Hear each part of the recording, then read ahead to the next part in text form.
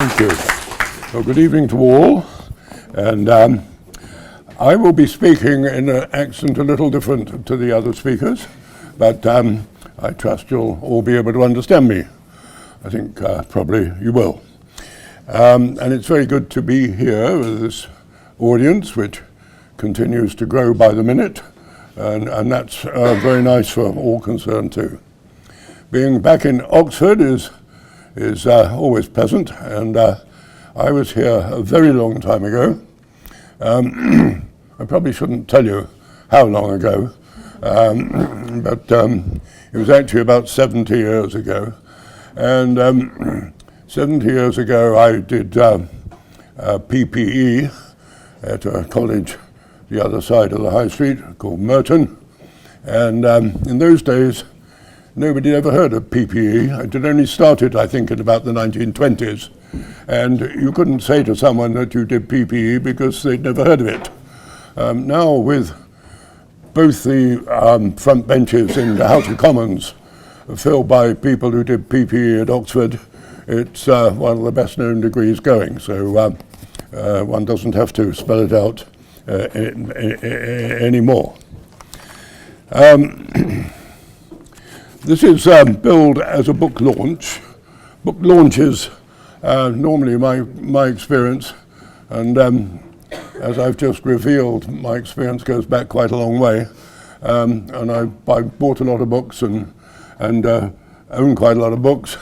And book launches normally involve a pile of books in the corner, which are scribbled in by the author. And the author hopes to make quite a lot of sales. Today is a bit different.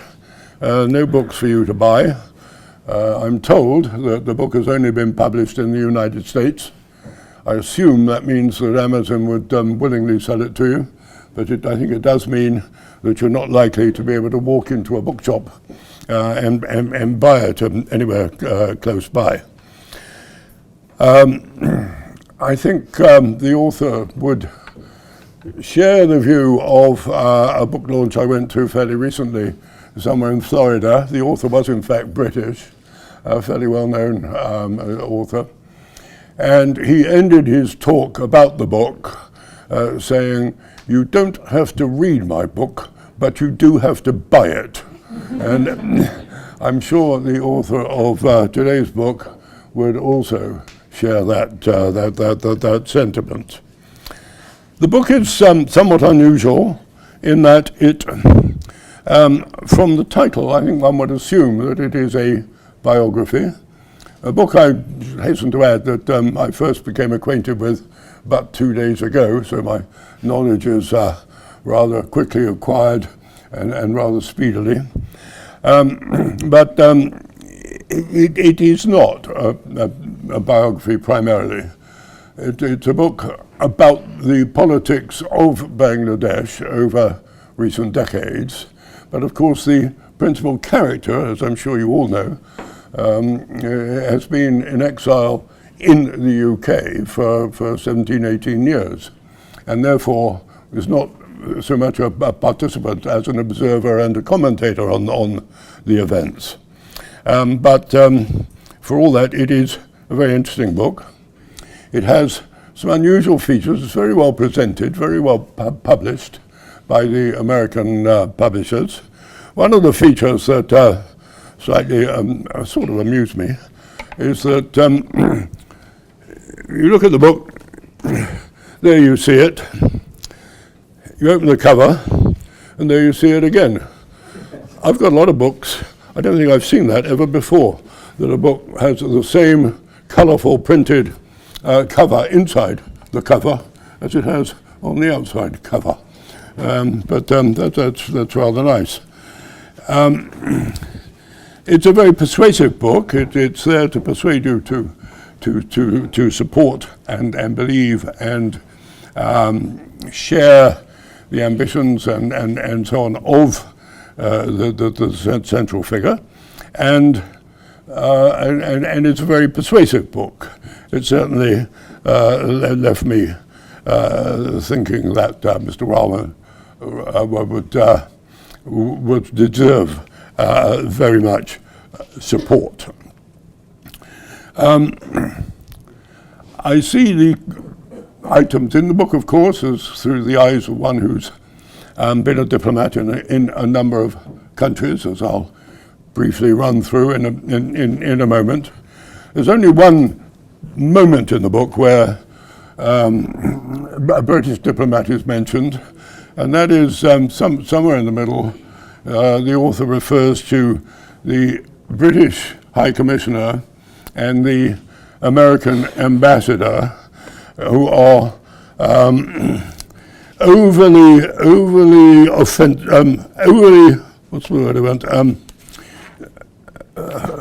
active in Bangladesh internal affairs, and he names both the ambassador and the High Commissioner. Other than that, you don't get many mentions of diplomats. My diplomatic career was fairly extensive. I did the full range. I went straight in from Oxford here and lasted till the relatively early compulsory retirement age. And in that time, I was in 9 different countries, which, as a diplomat, which is above the Foreign Office average, and as a consequence was less in London than that average. In the very beginning, when I was dreaming of faraway places and moonlight on the water and palm trees, my first assignment was to Dublin. From Dublin, I went to Canada. In Canada, I was, the High Commissioner was Lord Amery, and recently before that he was Derek Heskett Amery, Chancellor of the Exchequer. I don't think you'd find a Chancellor of the Exchequer today going to Canada. You might find him going to Washington.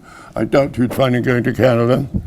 And one of my tasks as his private secretary, as they made me as a junior diplomat there, as his private secretary, diplomats on a new arrival in a post have to call on other diplomats. The man who'd been Chancellor of the Exchequer did rather surprise me, and he had to go off and make these calls on ambassadors from other countries. He knew where very few of them were, and I had to take in an atlas and point out where this country whose ambassador he was to go and meet that morning was. And he would say there, and I'd say, no, not there, it's there. And so to be thinking that one's Chancellor of the Exchequer didn't know where half the countries in the world were did seem to me rather interesting. From Canada, I went to Sri Lanka, and that's, I'm afraid, as near as I ever got to Bangladesh. In Sri Lanka, I was also the one in the High Commission responsible for relations with the Maldive Islands, which are, of course, not very far away. The Maldives became, while I was there, independent. They had been a British protectorate, never a British colony. We never had a governor or any administrative staff, but they were nonetheless a British protectorate. And the negotiations were all conducted through the High Commission in Colombo, and happily ended satisfactorily. And there was a photograph of which I have a copy of the signing ceremony. I'm standing in the background as the most junior of the British team, and I'm told that photograph is reproduced on a wall in the governing major building in a mural in Mali, the capital of the Maldive Islands.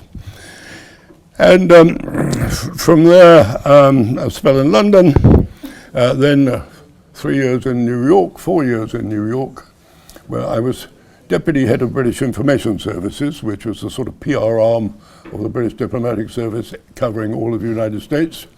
And that was a really fun job. And from there, from New York back to get to London again, and then to Bahamas. From Bahamas, where I was High Commissioner, from Bahamas to to Hong Kong.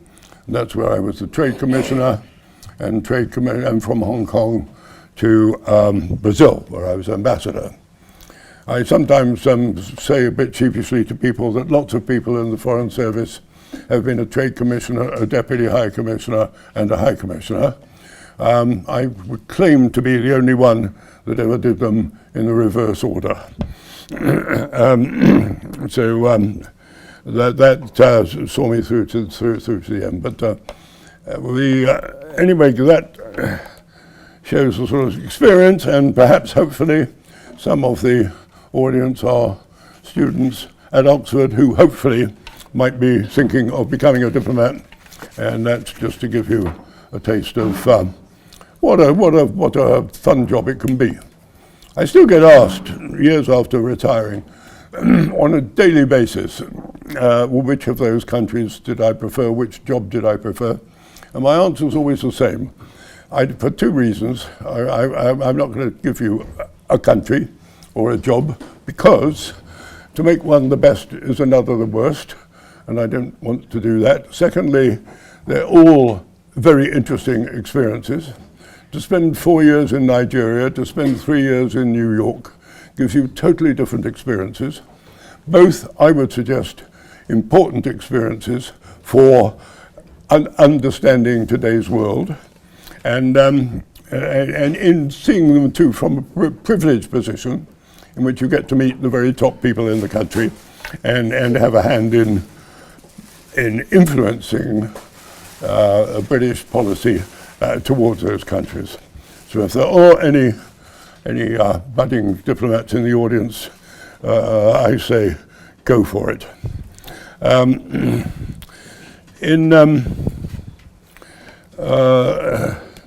I'd say now, finally, to a final bit, a few words on the Commonwealth link between Bangladesh and Britain, and of course 54 other countries. It's a link which I think is an important link. I think it's a link which Britain has neglected somewhat in the last decade or two or three. And I would much rather that any British government, regardless of party, would pay much more attention. It seems to me Commonwealth countries understand each other, have more things in common than they do with most other countries, non-Commonwealth. We've all got rather similar legal systems, educational systems, understand each other well, better than most other countries. And I think it behoves us all in Commonwealth countries to try and take advantage of that relationship.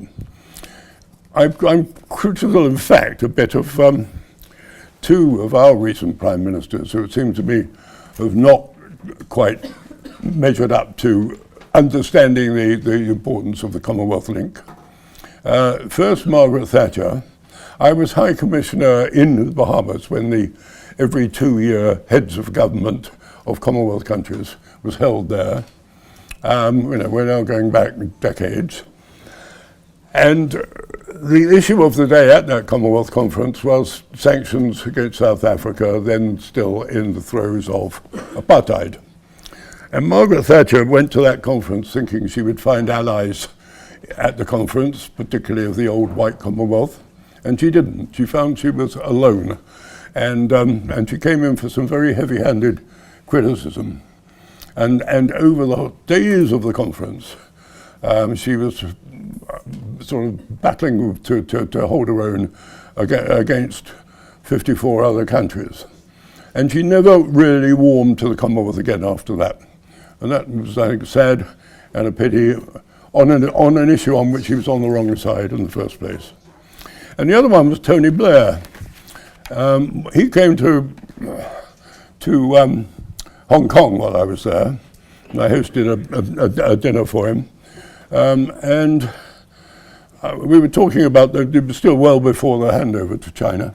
And I said to him, look, I do hope in these years to the handover, we will keep in mind the needs of the people of Hong Kong and not just the wishes of China and so on. And he said, oh, well, don't talk to me about that. He said, I'm modern, I'm young. he was in 40s at the time, I think. He said, for me, Europe and the United States, those are the relations that mean more to us. And I thought, well, I don't share that with you, and I think that's rather a pity. Anyway, those are the sort of views of my views on Commonwealth Link, and I'm so glad that we do share that link with Bangladesh, and I think it's an important link for both of us, and I hope that as Bangladesh settles down from a somewhat turbulent, somewhat ups and down history to date, the link with Britain, with the Commonwealth, remains important, becomes even more important, and with the help of Tarique Rahman, who everyone tells me will be the next Prime Minister, that peaceful days, prosperous days for Bangladesh are right around the corner.